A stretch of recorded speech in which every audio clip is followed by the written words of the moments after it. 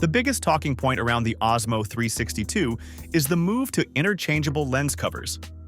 The original Osmo 360 locked users into fixed lenses, which meant any scratch or crack on the glass was permanent damage you had to live with.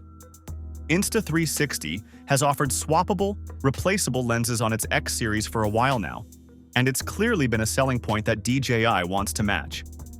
With replaceable covers, creators who shoot in rough environments like beaches, dusty trails, or ski slopes won't have to worry about a single scrape ruining their whole camera. NFC support is also expected to make it into the new model. This sounds like a small addition, but it's a genuinely useful one for anyone constantly swapping footage to a phone or tapping accessories to pair.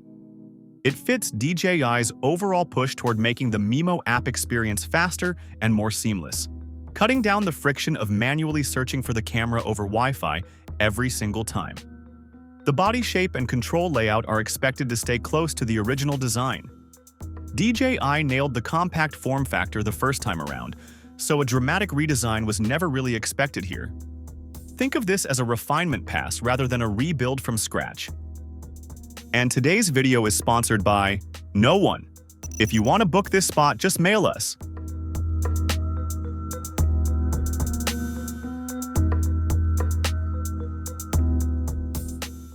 On the sensor side, the Osmo 362 is expected to carry over the same square 1-inch sensor pairing that made the original Osmo 360 stand out.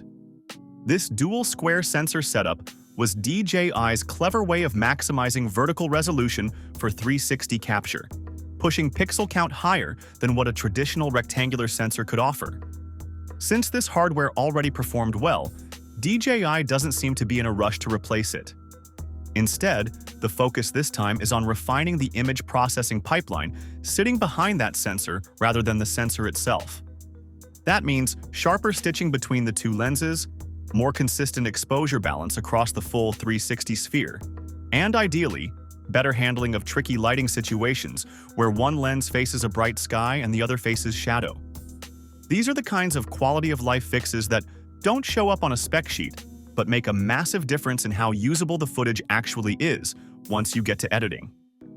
This is where things get interesting.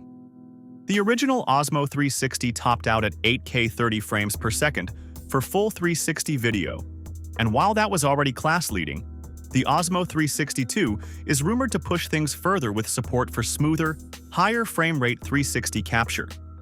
Buzz around 8K at 60 frames per second has been circulating, and if DJI manages to pull that off, it would be a genuine leap for the format, since most 360 cameras right now can't touch native 8K at that frame rate without serious overheating or storage bottlenecks. Single lens shooting is also expected to get a boost. The original camera's boost video mode delivered a 170-degree field of view at up to 4K/120 frames per second. And the Osmo 362 looks set to carry that torch forward with even smoother slow-motion capture. For creators who like switching between full 360 immersion and flat, wide-angle single-lens shots on the fly, this flexibility remains one of the camera's biggest strengths. Photo capture is another area getting attention. The original camera's 120-megapixel 360 photo mode was already impressive on paper, but it lacked HDR blending and RAW support, both of which are considered must-haves for anyone editing photos seriously afterward. Rumors suggest DJI is looking to close that gap on the Osmo 362, giving photographers far more room to recover shadow and highlight detail during editing. Battery life has always been one of the trickiest parts of building a 360 camera, since capturing two directions at once and processing all that footage puts a heavier load on the system than a standard single-lens action camera. The Osmo 362 is expected to ship with a larger battery, moving up from the 1,950 mAh cell in the original model to a 2,150 mAh cell, roughly a 10% capacity bump. On paper, that might not sound huge, but combined with any efficiency improvements in the processing chip, it should translate into a real-world runtime increase. The original Osmo 360 could hit around 100 minutes of continuous 8K 30 frames per second recording, or up to 190 minutes when shooting in the lighter 6K 24 frames per second mode. Expect the Osmo 362 to push both of those numbers a bit further, giving creators more breathing room on longer shoots without needing to swap batteries mid-session. Wireless connectivity is expected to stay consistent with the original camera, keeping Bluetooth Low Energy 5.1 and Wi-Fi 6 onboard rather than jumping to newer standards. This isn't a downgrade by any means, since both standards are still plenty fast and reliable for transferring footage and controlling the camera remotely, but it does suggest DJI is putting its engineering budget into the imaging pipeline and battery rather than chasing the latest wireless spec sheet.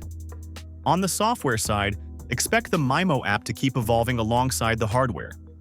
DJI has been steadily building out tools like Pano Dewarp, Pano Pro Color Grading, and Pano Camera Movement, and the Osmo 362 is likely to lean even harder into automated reframing and one-tap editing features. This has been one of DJI's strongest advantages in the 360 camera race, since turning raw 360 footage into a shareable, flat video clip is often the hardest part of the whole workflow for casual creators. Window pricing chatter puts the base model somewhere between $499 and $579, with an adventure combo bundle landing between $629 and $729. That would put it right around the same territory as the original Osmo 360's launch pricing, which makes sense for a refinement-style update rather than a full generational leap.